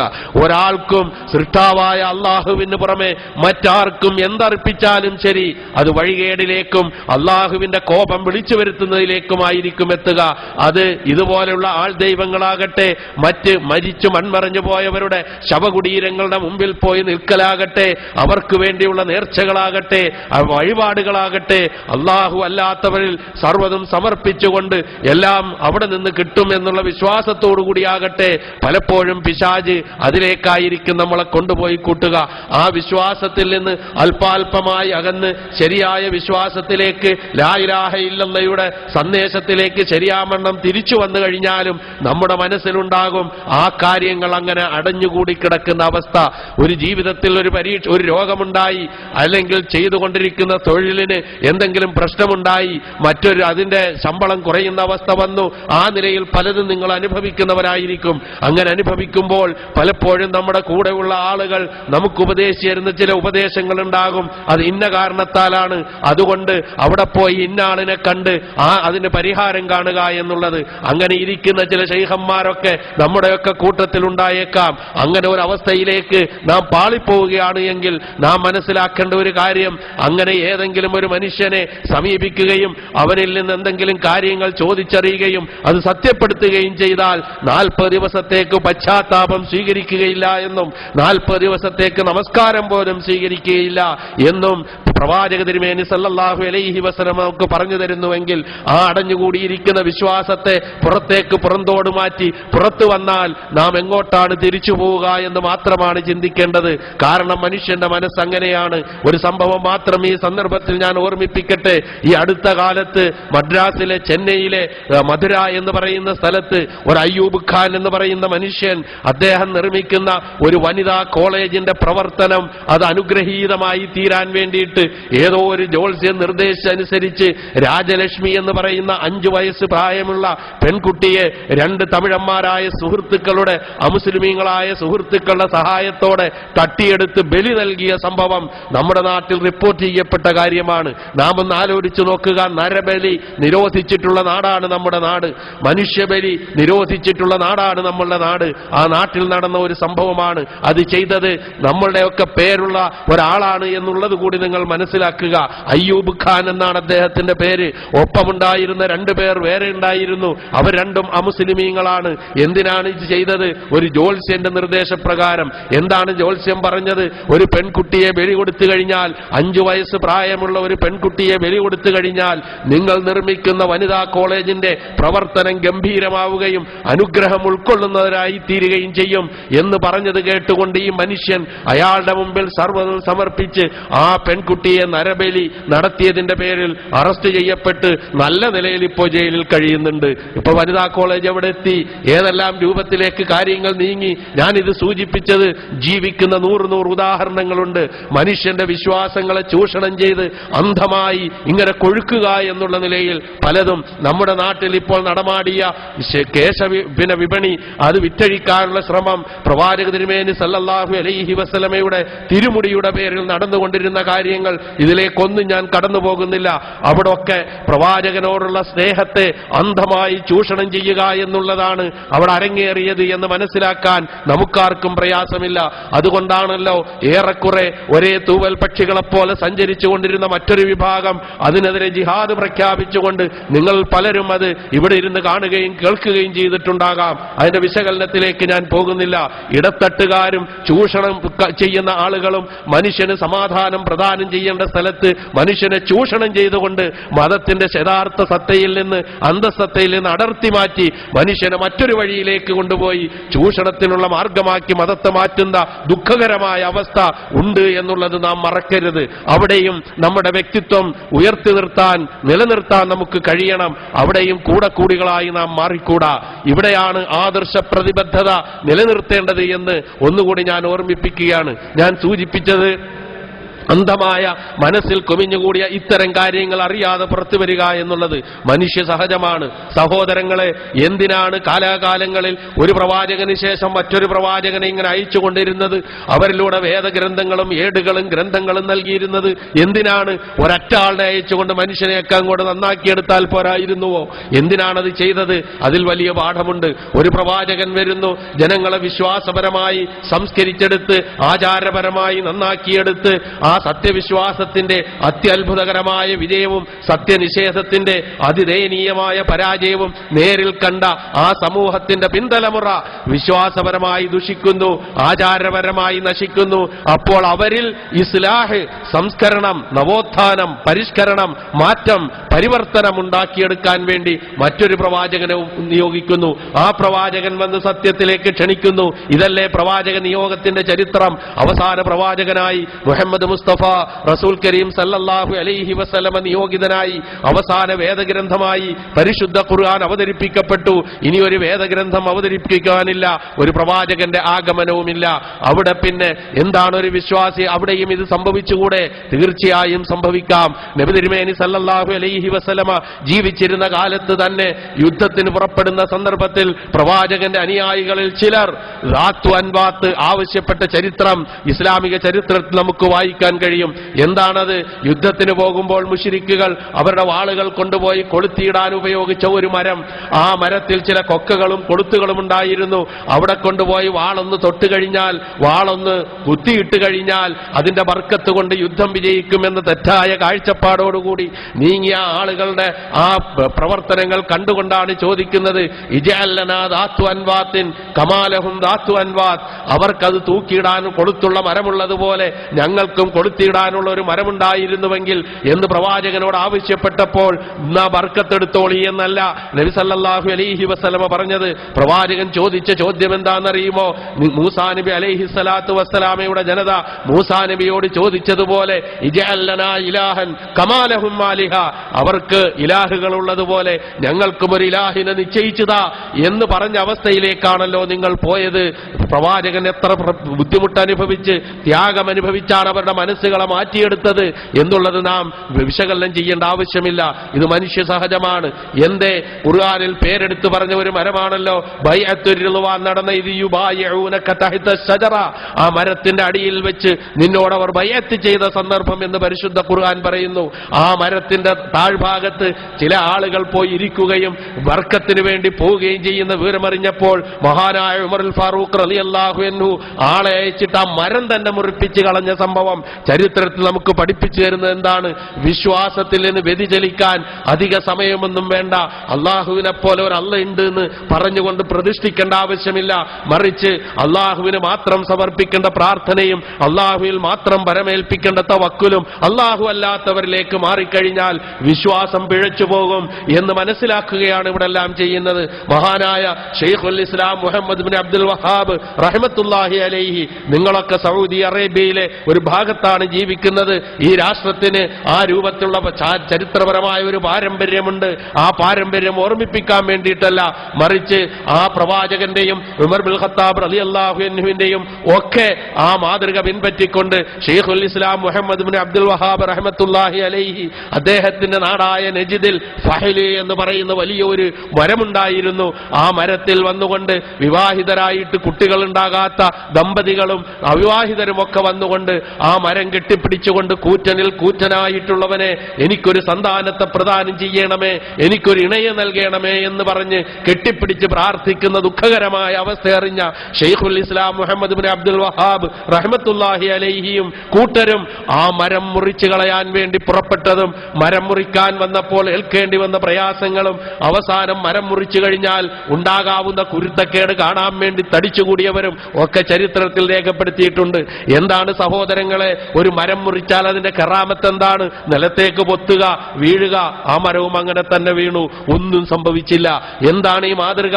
ഇതിന്റെ പേരിലാണ് അദ്ദേഹത്തെ മോശക്കാരനായി ചിത്രീകരിച്ചത്. ഇത് പ്രവാചകന്മാർ പഠിപ്പിച്ചു തന്ന മാതൃകയാണ് എന്നുള്ളത് മറന്നുപോകുന്നു. ഞാൻ സൂചിപ്പിച്ചത് വീട്ടിൽ നിന്ന് നാം കാലത്തെ രാവിലെ പുറത്തിറങ്ങുമ്പോൾ ബിസ്മില്ലാഹി തവക്കൽതു അലല്ലാഹ് ലാ ഹൗല വലാ ഖുവത ഇല്ലാ ബില്ലാഹ്, അല്ലാഹുവിന്റെ നാമത്തിൽ ഞാൻ പുറപ്പെടുന്നു, അല്ലാഹുവിനല്ലാതെ യാതൊരു ശക്തിയും കഴിവുമില്ല എന്ന അർത്ഥം വരുന്ന അല്ലാഹുവിനെ സ്മരിച്ചുകൊണ്ട് പുറത്തേക്കിറങ്ങിയാൽ സർവ്വവിധ വിപത്തുകളിൽ നിന്നും അതുപോലെ പൈശാചികമായ പ്രേരണകളിൽ നിന്നും അകറ്റപ്പെടും എന്നുള്ള നിലയിൽ പഠിപ്പിക്കപ്പെട്ട ഒരു സമൂഹം വീട്ടിൽ നിന്ന് പുറത്തേക്കിറങ്ങിയാൽ, ഇപ്പൊ ഗൾഫിലേക്കൊക്കെ യാത്ര പുറപ്പെടുന്ന സന്ദർഭത്തിൽ ശകുനം നോക്കിക്കൊണ്ട് പല നിലയിലുള്ള കാര്യങ്ങൾ നോക്കിക്കൊണ്ട് അപ്പൊ തവക്കുൽ എങ്ങോട്ടാണ് പോകുന്നത് എന്ന് ഞാൻ പറയാതെ തന്നെ നിങ്ങൾക്ക് എല്ലാവർക്കും അറിയാം. തവക്കുൽ അല്ലാഹുവിൽ മാത്രമാകണം. അപ്പൊ തവക്കുലും പ്രാർത്ഥനയും നേർച്ചയും വഴിപാടുകളും അവലംബവും എന്ന് വേണ്ട, പടച്ച തമ്പുരാന് മാത്രം അർഹതപ്പെട്ടത് മറ്റാർക്ക് നൽകിയാലും ശരി അത് ലാ ഇലാഹ ഇല്ലല്ലാഹ്ക്ക് ഘടകവിരുദ്ധമാണ്,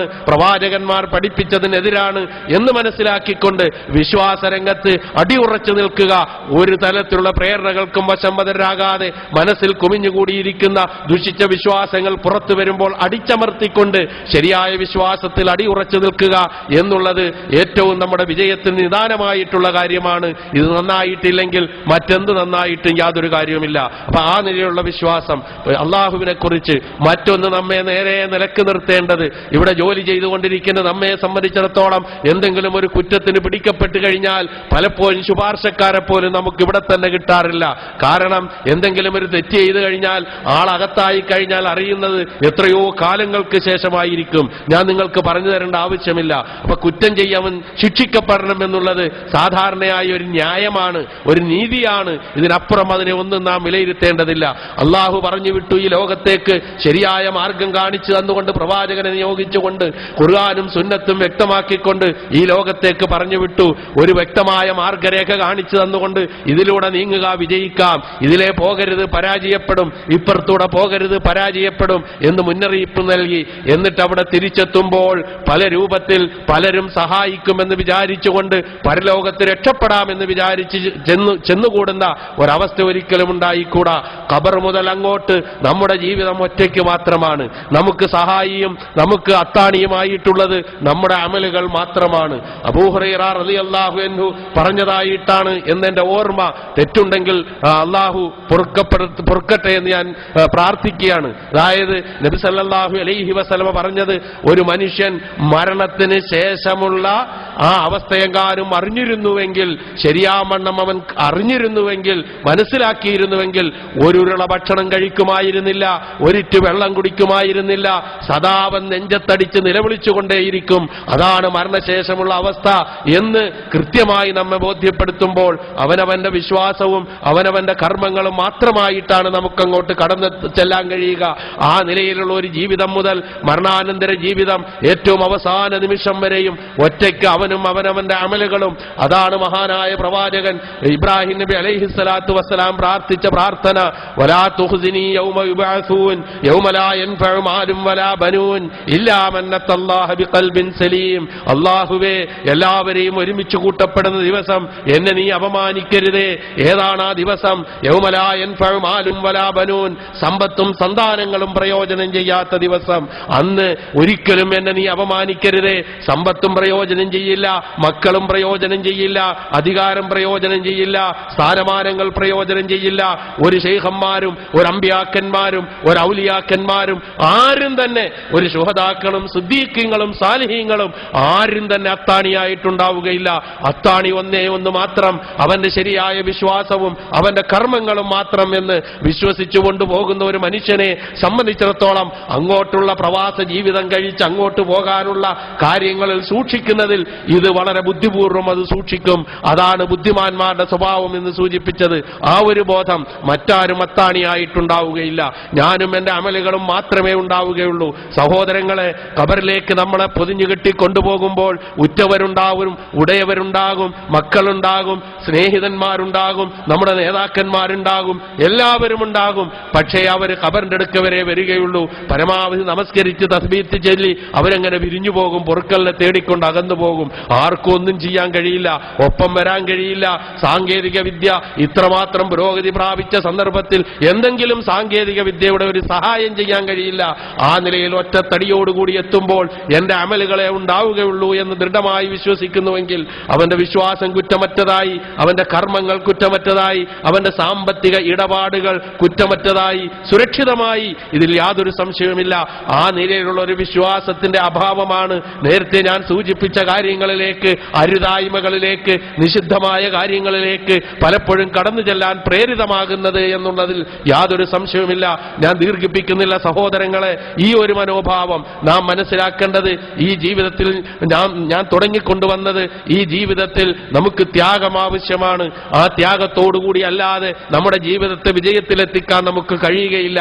മറിച്ച് ത്യാഗത്തിന് തയ്യാറാകാത്തവർക്ക് വിജയിക്കാനും കഴിയില്ല. എന്താണ് സഹോദരങ്ങളെ ത്യാഗം എന്ന് പറയുന്നത്? എനിക്ക് ഏറ്റവും ഇഷ്ടപ്പെട്ടത്, എനിക്ക് ഏറ്റവും ആവശ്യമുള്ളത് ഏറ്റവും ആവശ്യമുള്ള സമയത്ത് വേണ്ടെന്ന് വെക്കുക. ഇതാണ് ത്യാഗം എന്ന് പറയുന്നത്. അല്ലാതെ വീട്ടിൽ ഇഷ്ടം പോലെ ഭക്ഷണമുണ്ടാക്കി, ധാരാളം ഭക്ഷണമുണ്ടാക്കി വെച്ചിട്ട് നമ്മൾ മൃഷ്ടാന്ന ഭോജനം നടത്തി ഇനി ആർക്കും ആവശ്യമില്ല എന്നുള്ള അവസ്ഥ വരുമ്പോൾ ആ ഭക്ഷണം സാധുക്കൾക്കിരിക്കട്ടെ എന്ന് തീരുമാനിച്ചാൽ ത്യാഗമാവില്ല. മറിച്ച് എനിക്ക് വിശപ്പുണ്ട്, എനിക്ക് പ്രയാസമുണ്ട്, എനിക്ക് ബുദ്ധിമുട്ടുണ്ട്, എന്റെ കുടുംബത്തിൽ പ്രയാസപ്പെടുന്നവരുണ്ട്, ബുദ്ധിമുട്ടുന്നവരുണ്ട്, വിശക്കുന്നവരുണ്ട്, ദാഹിക്കുന്നവരുണ്ട് എന്നുള്ള അവബോധത്തോടുകൂടി ആ ഭക്ഷണം മറ്റൊരാൾക്ക് മാറ്റിവെക്കുമ്പോഴാണ് അത് ത്യാഗമാവുക. ഇതാണ് ഓരോ കാര്യവും മനസ്സിലാക്കുക. ഭക്ഷണത്തിന്റെ കാര്യം മാത്രമല്ല ഞാൻ പറഞ്ഞത്. അതുപോലെ സമ്പത്തിന്റെ കാര്യം നബി സല്ലല്ലാഹു അലൈഹി വസല്ലമയോട് ചോദിച്ചു, ഏറ്റവും നല്ല ധർമ്മം ഏതാണ് എന്ന് ചോദിച്ചപ്പോൾ പ്രവാചകന്റെ മറുപടി എന്തായിരുന്നു? നീ പൂർണ്ണ ആരോഗ്യവാനായിരിക്കെ, ആ ധനത്തോട് കൂടുതൽ താല്പര്യമുണ്ടായിരിക്കെ, നിനക്ക് ഒരുപാട് ആവശ്യങ്ങൾ ഉണ്ടായിരിക്കെ അതിൽ നിന്ന് നീ ധർമ്മം ചെയ്യുമ്പോഴാണ്, ദാരിദ്ര്യത്തെ ഭയപ്പെട്ടുകൊണ്ടിരിക്കെ നീ ധർമ്മം ചെയ്യുമ്പോഴാണ് ഏറ്റവും ഉത്തമമായ ധർമ്മമായി മാറുക എന്ന് നബി സല്ലല്ലാഹു അലൈഹി വസല്ലം സൂചിപ്പിച്ചു. ഇങ്ങനെയുള്ള എത്രയോ കാര്യങ്ങൾ. അപ്പോൾ ഒരു കാര്യം ഏറ്റവും ആവശ്യമായ സമയത്ത് മഹാനായ പ്രവാചകൻ ഇബ്രാഹിം നബി അലൈഹിസ്സലാത്തു വസ്സലാം ഇസ്മായിൽ നബി അലൈഹിസ്സലാത്തു വസ്സലാമയുടെ കഴുത്തിന് കത്തിവെക്കാൻ പോയത് ആ കുഞ്ഞിന് ഏറ്റവും ആവശ്യമുള്ള സമയത്താണ്. അത് ത്യാഗമാണ്. അതുപോലെ തന്നെ ആ കുഞ്ഞിന് ജന്മം നൽകിയ ഹാജറയെയും ആ പിഞ്ചു കുഞ്ഞിനെയും ഒരു കുഞ്ഞിക്കാല് കാണാൻ വേണ്ടി കാത്തിരുന്നിട്ട് ആ കുഞ്ഞിക്കാല് കണ്ടു കഴിഞ്ഞപ്പോൾ സന്തോഷം കൊണ്ട് മതിമറന്ന് അതിനെ ആവോളം വാത്സല്യിച്ച് സ്നേഹിച്ച് അതിനുവേണ്ട സ്നേഹവും അതിനുവേണ്ട എല്ലാം നൽകി വളർത്താൻ വേണ്ടി കൊതിച്ചിരിക്കുമ്പോഴാണ് ആ മാതാവിനെയും കുഞ്ഞിനെയും കൊണ്ടുപോയി ആരോരുമില്ലാത്ത വിജനമായ സ്ഥലത്ത് ഇടാൻ പറഞ്ഞത്. തയ്യാറായി. അത് ത്യാഗമാണ്. ഇന്ന് ഓരോ മാതാപിതാക്കളൊക്കെ ചെയ്യുന്ന ത്യാഗം നമുക്കറിയാമല്ലോ. സ്വന്തം മകള്, സ്വന്തം കുട്ടി ജനിച്ചു കഴിഞ്ഞാൽ കടലാസിൽ തുണിയിൽ ചുറ്റിപ്പൊതിഞ്ഞ് KSRTC ബസ്സിൽ വെച്ചിട്ട് ഇറങ്ങിപ്പോകുന്ന മാതാക്കൾ നമ്മൾ വായിച്ചില്ലേ? അതുപോലെ തന്നെ ജന്മം നൽകിയ പിതാവ് ആ കുഞ്ഞിനെ പൊതിഞ്ഞു കെട്ടി കൊണ്ടുപോയി റെയിൽവേ ട്രാക്കിൽ കൊണ്ടുപോയി വെച്ചത്. ഇങ്ങനെയുള്ള പിതാക്കന്മാരും മാതാക്കന്മാരുടെ ത്യാഗമാണ് കാണുന്നത്. ഇതൊരു ത്യാഗമായിട്ടാണോ നാം കാണുന്നത്? അതിലേക്ക് ഞാൻ കടന്നു പോകുന്നില്ല. അതൊരു മറ്റൊരു വിഷയമാണ്. നമ്മുടെ നാട്ടിൽ നടമാടിക്കൊണ്ടിരിക്കുന്ന അത്തരം അധാർമികതകളും ജീർണതകളും നമ്മളെ വേദനിപ്പിക്കുകയാണ്, ഞെട്ടിപ്പിക്കുകയാണ്. അത് മറ്റൊരു വിഷയം. ഞാൻ സൂചിപ്പിച്ചത് ഏറ്റവും ആവശ്യമുള്ളപ്പോൾ വേണ്ടെന്ന് വെക്കുക. അതാണല്ലോ ലഖദ് അജിബല്ലാഹു ബിസനീഅതികുമാ ഫില്ലൈല, കഴിഞ്ഞ രാത്രിയിൽ നിങ്ങൾ ചെയ്ത പ്രവൃത്തി അള്ളാഹുവിനെ അത്ഭുതപ്പെടുത്തിയിരിക്കുന്നു എന്ന് ഒരു ഭാര്യയെക്കുറിച്ചും ഒരു ഭർത്താവിനെ കുറിച്ചും ചരിത്രം നമുക്ക് പറഞ്ഞു തരുന്നത് അത് ത്യാഗമായിരുന്നു. പ്രവാചക തിരുമേനി സല്ലല്ലാഹു അലൈഹി വസല്ലമയുടെ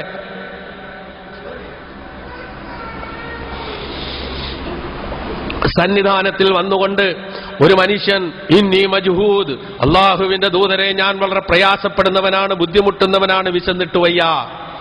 അള്ളാഹിന്റെ റസൂല് ആദ്യം ചെയ്തത് നിങ്ങൾ ആരെങ്കിലും കൊണ്ടുപോയി തീറ്റിക്കുന്നല്ല പറഞ്ഞത്. ഒരുപാട് മാതൃകകൾ നമുക്കുണ്ട് അവിടെ. നമ്മളുടെയൊക്കെ ഒരാൾ എടുക്കൽ വന്ന് പറഞ്ഞാൽ ആദ്യം നമ്മൾ നോക്കേണ്ടത് നമ്മുടെ കുടുംബത്തിലേക്കാണ് എന്നാണ് അവിടെ പഠിപ്പിക്കുന്നത്. നബി സല്ലല്ലാഹു അലൈഹി വസല്ലമ സ്വന്തം ഭാര്യമാരുടെ അടുക്കലേക്ക് ആളിനെ പറഞ്ഞയച്ചു വല്ലതുണ്ടോ എന്നറിയാൻ വേണ്ടി. കാരുണ്യത്തിന്റെ പ്രവാചകനായ മുഹമ്മദ് മുസ്തഫ റസൂൽ കരീം സല്ലല്ലാഹു അലൈഹി വസല്ലമയുടെ ഭാര്യമാരിൽ നിന്നുണ്ടായ മറുപടി ഇവിടെ വെള്ളമല്ലാതെ വേറൊന്നും ബാക്കിയില്ല എന്നായിരുന്നു. അപ്പോഴാണ് സദസ്സിനോട് ചോദിച്ചത്, ആരാണ് ഇവരെ കൊണ്ടുപോയി സൽക്കരിക്കാനുള്ളത്? ഒരു പാവപ്പെട്ട സഹാബി എഴുന്നേറ്റ് നിന്നുകൊണ്ട് പറഞ്ഞു, അള്ളാഹുവിന്റെ ദൂതരെ ഞാൻ കൊണ്ടുപോയി സൽക്കരിക്കാം. കയ്യിൽ പിടിച്ചുകൊണ്ട് സന്തോഷത്തോടെ വീട്ടിലേക്ക് കൊണ്ടുപോകുന്നു. അവിടെ അവർക്ക് പോലും അസ്ഥി കഴിക്കാനുള്ള ഭക്ഷണമില്ല. അവിടെ കുഞ്ഞുങ്ങൾക്ക് വയറ് നിറച്ചു കൊടുക്കാൻ പോലുമുള്ള ഭക്ഷണം ഇവിടെ. ആ അവസ്ഥയിലാണ് ഒരു അതിഥിയുമായി ചെല്ലുന്നത്. ആ സ്ത്രീ ആകെ ബേജാറായി. ഇതെങ്ങനെ സൽക്കരിക്കാനാണ്? ഇവിടെ ഒന്നുമില്ലല്ലോ എന്ന് പറഞ്ഞപ്പോൾ എന്തെങ്കിലും കാരണങ്ങൾ പറഞ്ഞ് കുഞ്ഞിനെ ഉറക്കുക, നമ്മൾ ഭക്ഷണം കഴിക്കുന്നു എന്ന് വരുത്തി തീർക്കുക, എന്നിട്ടുള്ള ഭക്ഷണം ഈ അതിഥിക്ക് കൊടുക്കുക. ആരാണ് സഹോദരങ്ങളെ ഇത് ചെയ്യുക? നബി സല്ലല്ലാഹു അലൈഹി വസല്ലമ ആ പറഞ്ഞയച്ച അതിഥിയെ മാന്യമായി സൽക്കരിച്ചത് ഉള്ളത് അദ്ദേഹത്തിന് കൊടുത്ത് അവരുടെ വിശപ്പ്, അദ്ദേഹത്തിന്റെ വിശപ്പ് മാറ്റി ഇവർ പട്ടിണി കിടന്നു. ഇത് ത്യാഗമാണ്. അതുകൊണ്ടാണ് പിറ്റേ ദിവസം കണ്ടപ്പോൾ അള്ളാഹുവിന്റെ റസൂല് പറഞ്ഞത്, നിങ്ങളുടെ പ്രവൃത്തി അള്ളാഹുവിനെ പോലും അത്ഭുതപ്പെടുത്തിയിരിക്കുന്നു എന്ന്. ഇതാണ് ത്യാഗം. ആ ത്യാഗത്തിലൂടെയാണ് ഈ ഇസ്ലാം നിലകൊണ്ടത് എന്ന് നാം മനസ്സിലാക്കുക. സ്വന്തം ജീവൻ എല്ലാം അള്ളാഹുവിന് സമർപ്പിച്ച അബ്ദുല്ലാഹിബ്നു ഔഫ് റളിയല്ലാഹു അൻഹു ഒരിക്കൽ നോമ്പ് മുറിക്കുന്ന വേളയിൽ വിഭവസമൃദ്ധമായ ഭക്ഷണം മുന്നിൽ നിരത്തപ്പെട്ട സന്ദർഭത്തിൽ ആ ഭക്ഷണത്തിലേക്ക് നോക്കി കണ്ണീരൊഴുക്കിക്കൊണ്ട് ആ ഭക്ഷണം കഴിക്കാതെ ഇറങ്ങിപ്പോയ രംഗം ചരിത്രം നമുക്ക് പറഞ്ഞു തരുന്നുണ്ട്. എന്തിനാണ് സഹോദരങ്ങളെ ചരിത്രം എന്ന് പറയുന്നത് പാഠം ഉൾക്കൊള്ളാനുള്ളതാണ്, മാതൃകയാക്കാനുള്ളതാണ്, പറഞ്ഞു രസിക്കാനുള്ളതല്ല, പറഞ്ഞു തൊലയ്ക്കാനുള്ളതല്ല. അത് പാഠം ഉൾക്കൊള്ളാനുള്ളതാണ്. എന്താണ് അവിടെ നാം കാണുന്നത്? അബ്ദുറഹ്മാൻ ഇബ്നു ഔഫ് റളിയല്ലാഹു അൻഹു അള്ളാഹുവിന്റെ റസൂലിന്റെ അനുയായികളിൽ ഏറ്റവും കൂടുതൽ സമ്പന്നനായി വളർന്നു. മദീനയിലേക്ക് ഹിജ്റ പോയപ്പോൾ എല്ലാവർക്കും ഓരോ സഹോദരന്മാരെ ഏൽപ്പിച്ചു കൊടുത്തുകൊണ്ട് തആഖൗ, നിങ്ങൾ സഹോദരന്മാരാവുക എന്ന് പറഞ്ഞുകൊണ്ട് ഓരോരുത്തരെ കയ്യിൽ പിടിച്ചു കൊണ്ടുപോയി സ്വന്തം വീട്ടിലെ ആ ഒരു മുറി ഉണ്ടെങ്കിൽ അത് രണ്ടാക്കി വിഭജിച്ച് ഒരു മുറി മുഹാജിറിന് ഓഹരി വെച്ചു കൊടുത്ത മുൻഗാമികൾ. ആ മുഹാജിറുകളുടെയും അൻസാറുകളുടെയും ത്യാഗഭരിതമായ ചരിത്രം അത് നാം മറന്നുപോവുകയാണ് പലപ്പോഴും. എന്തെല്ലാം അനുഗ്രഹങ്ങളാണ് അല്ലാഹു നമുക്ക് നൽകിയത്. അതെത്ര കിട്ടിയാലും നമുക്ക് മതിയാവുന്നില്ല. വീണ്ടും കണ്ണു മുകളിലേക്ക് തന്നെയാണ്. തൊട്ടടുത്ത വീട്ടിലെ അയൽവാസിയുടെ വീട്ടിലുള്ള സർവ്വ സുഖങ്ങളും എനിക്കുണ്ടാകണം എന്ന് നിർബന്ധം പിടിക്കുന്ന കുടുംബിനികളുടെയും മക്കൾക്കും വേണ്ടി കടം പേറിക്കൊണ്ട് കൂട്ടാത്മഹത്യ ചെയ്യുന്ന ഒരു സമൂഹമായി മാറിക്കൊണ്ടിരിക്കുന്നു നാം. ഈ അടുത്ത നാളുകളിൽ മലപ്പുറം ജില്ലയിലെ ഒരു ഗ്രാമത്തിൽ നടന്ന കൂട്ടാത്മഹത്യ, അതുപോലുള്ള സംഭവങ്ങൾ നിങ്ങൾക്ക് പരിചിതമുണ്ടാകും, ഓർമ്മയുണ്ടാകും. അതാണ് മനുഷ്യന്റെ മനസ്സ്. ഇവിടെ നോക്കുക, അബ്ദുറഹ്മാൻ ഇബ്നു ഔഫ് റളിയല്ലാഹു അൻഹു ആ സന്ദർഭത്തിൽ ഒരിക്കലും ഒരു സ്നേഹിതനെയല്ല ചോദിച്ചത്, അള്ളാഹുവിന്റെ റസൂലിനോടും മദീനയിലുള്ള ആൾക്കാരോടും ചോദിച്ചത് ഇവിടുത്തെ സൂഖ് എവിടെയാണ് എന്നാണ്. തൊട്ടതൊക്കെ പൊന്നാക്കി മാറ്റിയ, ഏതെങ്കിലും നിലയിൽ എന്ത് ചെയ്താലും അത് വെറും നേട്ടത്തിലേക്ക് മാത്രം നീങ്ങിയ അബ്ദുറഹ്മാൻ ഇബ്നു ഔഫ് റളിയല്ലാഹു അൻഹു മെരങ്ങിക്കൊണ്ടാണ് സ്വർഗത്തിൽ പോവുക എന്നൊരിക്കൽ നബി തിരുമേനി സല്ലല്ലാഹു അലൈഹി വസല്ലമ പറഞ്ഞപ്പോൾ, അല്ല, ഞാൻ എല്ലാവരും പോകുന്നത് പോലെ സ്വർഗത്തിലേക്ക് പോകും എന്ന് പറഞ്ഞുകൊണ്ട് ഉസ്മാൻ ഇബ്നു അഫ്ഫാൻ റളിയല്ലാഹു അൻഹുവിന്റെ ഭരണകാലത്തുണ്ടായ ആ ക്ഷാമത്തിന്റെ കാലത്ത് ആയിരക്കണക്കിന് ഒട്ടകങ്ങൾക്ക് പേറാൻ നൽകുന്ന ആ ഭക്ഷ്യധാന്യവുമായി മദീനയിലെ തെരുവീതിയിൽ വന്നിറങ്ങിക്കൊണ്ട് അത് മുഴുവനും സാധുക്കൾക്ക് വിതരണം ചെയ്യാൻ തയ്യാറായ ആ അബ്ദുറഹ്മാൻ ഇബ്നു ഔഫാണ് വിഭവസമൃദ്ധമായ ഭക്ഷണത്തിന്റെ മുന്നിലിരുന്നു കൊണ്ട് നോമ്പ് തുറക്കുന്ന വേളയിൽ പൊട്ടിക്കരഞ്ഞുകൊണ്ട് അതും വിട്ടുകൊണ്ട് എഴുന്നേറ്റ് പോയ ചരിത്രം. എന്താണത്? ത്യാഗമാണ്. എന്താ കാരണം? ഓർമ്മിച്ചു പോയി പലതും. അദ്ദേഹം ഓർമ്മിച്ചത് മറ്റൊന്നുമായിരുന്നില്ല.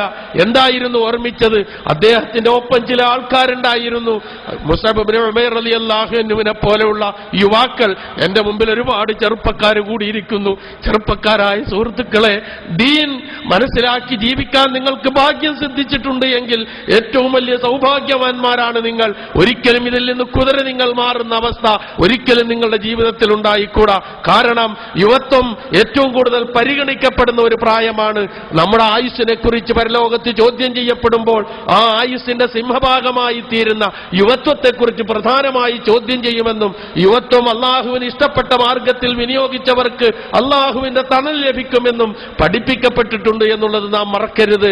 ഈ മുസ്അബ് ഇബ്നു ഉമൈർ റളിയല്ലാഹു അൻഹു ഉഹദ് യുദ്ധക്കളത്തിൽ പതാകവാഹകനായി മുന്നോട്ട് നീങ്ങുമ്പോൾ വലത് കൈക്ക് വെട്ടേറ്റ് കൊടി താഴെ വീഴാതെ ഇടത് കൈ കൊണ്ട് പൊക്കിപ്പിടിച്ച് കൊടി താഴെ വീഴാതെ കഴുത്തിലേറ്റിക്കൊണ്ട് ചുമലിലേറ്റിക്കൊണ്ട് നിന്ന് അവസാനം പിടഞ്ഞു വീണ് മരിച്ച് കഫം പുടവ പോലും ഇല്ലാതെ കിടക്കുന്ന ഒരു രംഗം അദ്ദേഹം ഓർത്തുപോയി. അള്ളാഹുവിന്റെ റസൂല് ഞാൻ നിങ്ങളോട് ആദ്യം ഓതി കേൾപ്പിച്ച സൂറ അഹ്സാബിലെ 23-ാമത്തെ വചനം, 31-ാം അധ്യായമായ അഹ്സാബിലെ 23-ാമത്തെ വചനം അള്ളാഹുവിന്റെ റസൂല് പല സന്ദർഭങ്ങളിൽ പാരായണം ചെയ്ത് ഓർമ്മിപ്പിച്ചിട്ടുണ്ട്.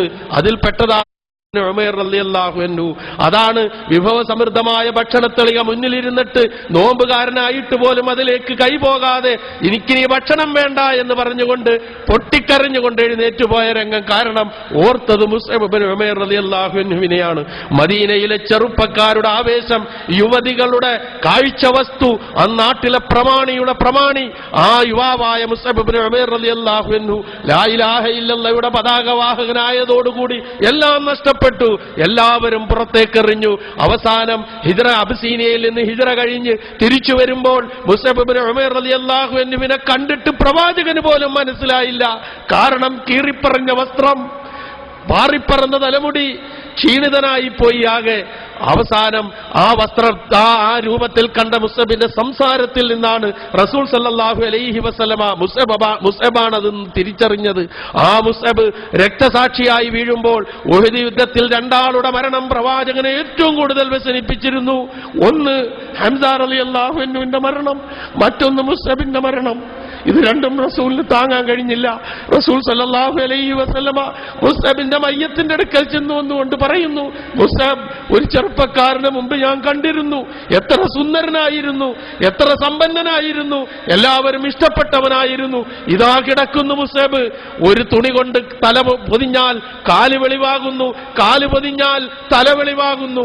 ഉടുതുണിക്ക് മറുതുണിയില്ലാതെ, മരണവേളയിൽ കഫം പുടവ പോലുമില്ലാതെ ഈ ലോകത്തോട് ഇവിടെ പറഞ്ഞു പോയ, ഉള്ളതുകൊണ്ട് തല മൂടിക്കെട്ടുകയും പുല്ലുകൊണ്ട് ബാക്കി ഭാഗം പൊതിഞ്ഞു കെട്ടുകയും ചെയ്ത് ഖബറിലേക്ക് ഇറക്കപ്പെട്ട ആ മുസ്അബ് ഇബ്നു ഉമൈർ റളിയല്ലാഹു അൻഹുവിന്റെ ത്യാഗത്തെ അനുസ്മരിച്ചുകൊണ്ടാണ് മഹാനായ അബ്ദുറഹ്മാൻ ഇബ്നു ഔഫ് റളിയല്ലാഹു അൻഹു മുമ്പിലിരുന്ന വിഭവസമൃദ്ധമായ ഭക്ഷണം വേണ്ടെന്ന് വെച്ച് മാറിപ്പോയത് എന്ന് ചരിത്രം നമുക്ക് പറഞ്ഞു തരുന്നു.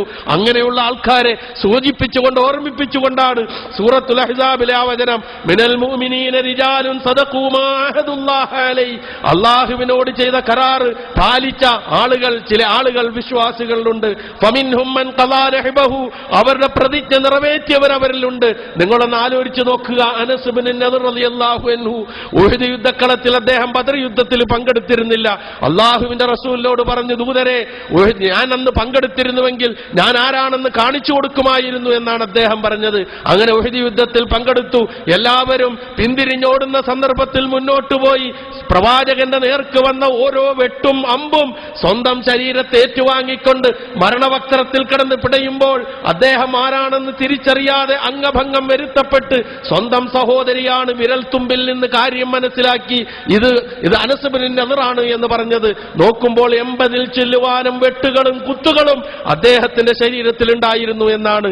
ആ സന്ദർഭത്തിൽ ഇങ്ങനെയുള്ള ആൾക്കാരെ കുറിച്ച് ഓർമ്മിപ്പിച്ചുകൊണ്ടാണ് ഈ വചനത്തിന്റെ അവതരണം എന്ന് പറഞ്ഞു. അതാണ് ഫമിൻഹും മൻ ഖദാ നഹ്ബഹു, പ്രതിജ്ഞ നിറവേറ്റിയവരുണ്ട് അവരുടെ കൂട്ടത്തിൽ.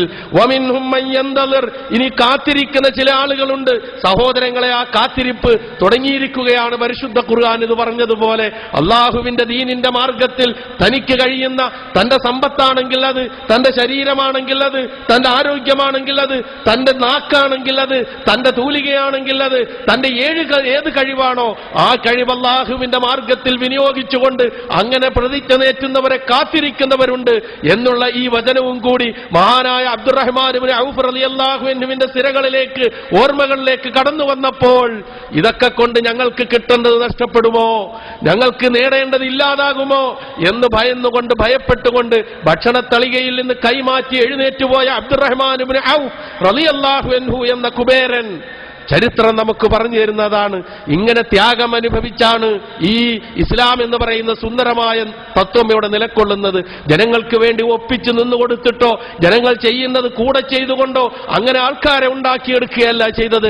മറിച്ച് വളരെ കൃത്യമായ അളവോടും വളരെ കൃത്യമായ കാഴ്ചപ്പാടോടും കൂടി എല്ലാ ത്യാഗത്തിനും തയ്യാറായി. പ്രവാചകൻ എന്തെല്ലാം ത്യാഗം അനുഭവിച്ചു ഞാൻ വിശദീകരിക്കുന്നില്ല. ഈ സൂറത്തുൽ അഹ്സാബിലെ 23-ാമത്തെ വചനം ഖുർആൻ പരിഭാഷകൾ നിങ്ങളൊന്ന് എടുത്തു പരിശോധിച്ചു നോക്കി പണ്ഡിതന്മാരോട് അതിന്റെ ആ ഗൗരവത്തെക്കുറിച്ച് ആഴത്തിൽ മനസ്സിലാക്കാൻ ശ്രമിക്കണമെന്ന് മാത്രമാണ് എനിക്ക് ഈ സന്ദർഭത്തിൽ ഉണർത്താനുള്ളത്. ഞാൻ അവസാനിപ്പിക്കുകയാണ്. ജീവിതം അള്ളാഹുവിന്റെ അടുക്കൽ കുറ്റമറ്റതും സ്വീകാര്യയോഗ്യമായതും പരലോകത്ത് പ്രതിഫലാർഹവുമായതും ആയി തീരണമെങ്കിൽ സഹോദരങ്ങളെ, ത്യാഗത്തിന് തയ്യാറായേ തീരൂ. ആ ത്യാഗം വെറും അള്ളാഹുവിന്റെ മാർഗത്തിലേക്ക് യുദ്ധക്കളത്തിൽ പങ്കെടുക്കൽ മാത്രമല്ല, ത്യാഗം ഒരുപാടുണ്ട്. ഏറ്റവും പ്രധാനമായത് സ്വന്തം ശരീരത്തിന്റെ ഇച്ഛകളോടുള്ള ഏറ്റവും സമർത്ഥമായ, ഏറ്റവും വ്യവസ്ഥാപിതമായ, ഏറ്റവും പ്ലാനിങ്ങോടുകൂടിയുള്ള ആ ജിഹാദാണ് ഏറ്റവും വലിയ ത്യാഗം എന്നുകൂടി നാം മനസ്സിലാക്കുക. കാരണം ഇച്ഛകൾ ഇല്ലാതാക്കുക, ഇച്ഛകളോട് പടവെട്ടുക, പൈശാചികതയോട് പടവെട്ടുക, ആ നിലയിൽ ജീവിതത്തെ ചിട്ടപ്പെടുത്തി മുന്നോട്ട് പോകുമ്പോഴാണ് യഥാർത്ഥ മുജാഹിദുകൾ, അല്ലെങ്കിൽ യഥാർത്ഥ ത്യാഗവര്യന്മാർ, യഥാർത്ഥ മൂമിനുകൾ, യഥാർത്ഥ മുവഹിദുകൾ, യഥാർത്ഥ മുസ്ലിമുകൾ ആയിത്തീരാൻ നമുക്ക് കഴിയുകയുള്ളൂ. ഈ പ്രവാസ ജീവിതത്തിനിടയിൽ അള്ളാഹുവിന്റെ ദീനിനോട് കാണിക്കുന്ന നിങ്ങളുടെ ഈ കൂറും സ്നേഹവും അള്ളാഹു എന്നെന്നും നിലനിർത്തി തരികയും ഇതിന്റെ സന്ദേശം മറ്റുള്ളവരിലേക്ക് പകർന്നു കൊടുത്തുകൊണ്ട് യഥാർത്ഥ മുവഹിദുകളായി ജീവിച്ചു മരിക്കാനുള്ള അവസരം അള്ളാഹു നമുക്കും നമ്മുടെ കുടുംബാദികൾക്കും നമ്മുടെ നാട്ടിലുള്ളവർക്കും പ്രദാനം ചെയ്യുമാറാകട്ടെ എന്ന് ആത്മാർത്ഥമായി പ്രാർത്ഥിച്ചുകൊണ്ട് ഇത്രയും സമയം വളരെ ത്യാഗനിർഭരമായ മനസ്സോടുകൂടി എന്നെ ശ്രവിക്കാൻ സന്മനസ് കാണിച്ച നിങ്ങൾക്ക് നന്ദി പറഞ്ഞുകൊണ്ട് അള്ളാഹു സുബ്ഹാനഹു വ തആല അവന്റെ ജന്നാത്തുൽ ഫിർദൗസിൽ ഇതേപോലെ മുഖാമുഖം നോക്കിയിരിക്കാൻ അള്ളാഹു തുണയ്ക്കുന്നവരുടെ കൂട്ടത്തിൽ നാം ഏവരെയും അള്ളാഹു ഉൾപ്പെടുത്തുമാറാകട്ടെ എന്ന് ആത്മാർത്ഥമായി പ്രാർത്ഥിച്ചുകൊണ്ട് എന്റെ വാക്കുകൾ ഞാൻ അവസാനിപ്പിക്കുകയാണ്. നമ്മിൽ നിന്ന് വന്നുപോയ ചെറുതും വലുതുമായ എല്ലാ തെറ്റുകുറ്റങ്ങളും അള്ളാഹു നമുക്ക് പുറത്തു മാപ്പാക്കി തരുമാറാകട്ടെ. നമ്മിൽ നിന്ന് മരണപ്പെട്ടുപോയ നമ്മുടെ മാതാപിതാക്കൾ, ഗുരുനാഥന്മാർ, ഉറ്റവർ, ഉടയവർ, സ്നേഹിതന്മാർ, അവരുടെ എല്ലാം പാപങ്ങളെ അള്ളാഹു പുറത്തു കൊടുക്കുകയും അവരെയും നമ്മളെയും അള്ളാഹു ജന്നാത്തുൽ ഫിർദൗസിൽ ഒരുമിച്ച് കൂട്ടുകയും ചെയ്യുമാറാകട്ടെ. നമ്മുടെ സന്താനങ്ങൾ നമുക്ക് പ്രയോജനപ്രദമാകുന്ന നിലയിൽ വളരുവാൻ, നമുക്ക് ചോദ്യചിഹ്നങ്ങളായി മാറാതിരിക്കുവാൻ അള്ളാഹു നമുക്ക് തൗഫീക്ക് നൽകുമാറാകട്ടെ. ദീനിന്റെ യഥാർത്ഥ ദിശയിൽ അടിയുറച്ചു നിന്ന് ജീവിക്കാനുള്ള പ്രചോദനം അവർക്കും നമുക്കും അള്ളാഹു പ്രദാനം ചെയ്തു തരുമാറാകട്ടെ. സർവോപരി പലവിധത്തിലുള്ള വിഷമങ്ങളും പ്രയാസങ്ങളും ഇവിടെയും അവിടെയും എല്ലാം അനുഭവിച്ചുകൊണ്ടിരിക്കുന്ന എല്ലാവരുടെയും പ്രയാസങ്ങളെയും വിഷമങ്ങളെയും രോഗങ്ങളെയും അള്ളാഹു അകറ്റിക്കൊടുക്കുകയും ശിഫ നൽകി അള്ളാഹു അനുഗ്രഹിക്കുകയും ചെയ്യുമാറാകട്ടെ. ജീവിതത്തിൽ നേരിടേണ്ടി വരുന്ന തീക്ഷ്ണമായ പരീക്ഷണങ്ങളെ അതിജയിക്കാൻ അള്ളാഹു നമുക്ക് തൗഫീക്ക് നൽകുമാറാകട്ടെ. ലോകമെമ്പാടും പ്രയാസം അനുഭവിക്കുന്ന സത്യവിശ്വാസികളായ സഹോദരന്മാർക്ക് അള്ളാഹു വിജയത്തെ പ്രദാനം ചെയ്യുമാറാകട്ടെ. അവരുടെ ശത്രുക്കളിൽ നിന്ന് അവർക്ക് അള്ളാഹു മോചനം നൽകുമാറാകട്ടെ. സർവ്വ അനുഗ്രഹങ്ങളും അള്ളാഹു നമുക്കും അവർക്കും നൽകുമാറാകട്ടെ. اللهم اغفر للمؤمنين والمؤمنات والمسلمين والمسلمات الأحياء منهم والأموات. ربنا تقبل منا إنك أنت السميع العليم وتب علينا إنك أنت التواب الرحيم. ربنا هب لنا من أزواجنا وذرياتنا قرة أعين واجعلنا للمتقين إماما. ربنا اغفر لنا ولإخواننا الذين سبقونا بالإيمان ولا تجعل في قلوبنا غلا للذين آمنوا ربنا إنك رؤوف رحيم. ربنا آتنا في الدنيا حسنة وفي الآخرة حسنة وقنا عذاب النار. وآخر دعوانا أن الحمد لله رب العالمين والسلام عليكم ورحمة الله وبركاته.